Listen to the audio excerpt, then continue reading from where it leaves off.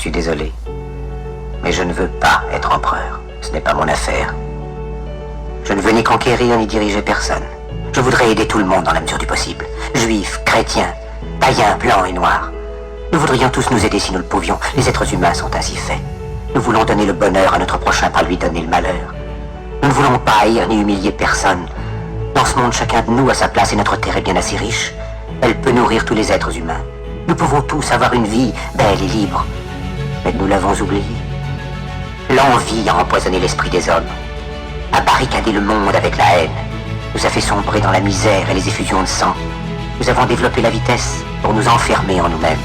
Les machines qui nous apportent l'abondance nous laissent dans l'insatisfaction. Notre savoir nous a fait devenir cyniques. Nous sommes inhumains à force d'intelligence. Nous ne ressentons pas assez et nous pensons beaucoup trop. Nous sommes trop mécanisés et nous manquons d'humanité. Nous sommes trop cultivés et nous manquons de tendresse et de gentillesse. Sans ces qualités humaines, la vie n'est plus que violence. Et tout est perdu. Les avions, la radio nous ont rapprochés les uns des autres. Ces inventions ne trouveront leur vrai sens que dans la bonté de l'être humain, que dans la fraternité, l'amitié et l'unité de tous les hommes. En ce moment même, ma voix atteint des millions de gens à travers le monde. Des millions d'hommes, de femmes et d'enfants désespérés, victimes d'un système qui torture les faibles et emprisonne les innocents.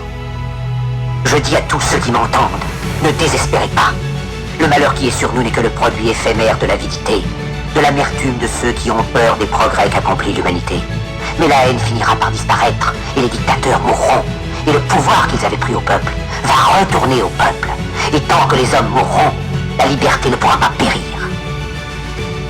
Soldats, ne vous donnez pas à ces brutes, à une minorité qui vous méprise et qui fait de vous des esclaves, en régiment toute votre vie, et qui vous dit ce qu'il faut faire et ce qu'il faut penser, qui vous dirige, vous manœuvre, se sert de vous comme sur un canon, et qui vous traite comme du bétail. Ne donnez pas votre vie à ces êtres inhumains, ces hommes-machines, avec une machine à la place de la tête et une machine dans le cœur. Vous n'êtes pas des machines, vous n'êtes pas des esclaves, vous êtes des hommes. Des hommes avec tout l'amour du monde dans le cœur. Vous n'avez pas de haine, sinon pour ce qui est inhumain, ce qui n'est pas fait d'amour.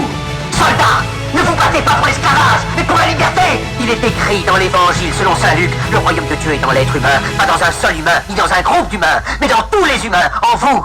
Vous, le peuple qui avez le pouvoir de créer les machines, le pouvoir de créer le bonheur. Vous, le peuple, en avez le pouvoir de rendre la vie belle et libre, le pouvoir de faire de cette vie une merveilleuse aventure. Alors au nom même de la démocratie, utilisons ce pouvoir. Il faut tous nous unir.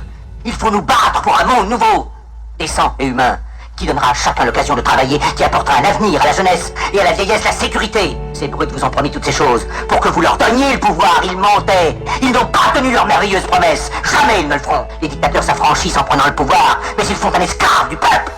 Alors il faut nous battre pour accomplir toutes leurs promesses. Il faut nous battre pour libérer le monde, pour renverser les frontières et les barrières raciales, pour en finir avec l'avidité, avec la haine et l'intolérance. Il faut nous battre pour construire un monde de raison, un monde où la science et le progrès mèneront tous les hommes vers le bonheur.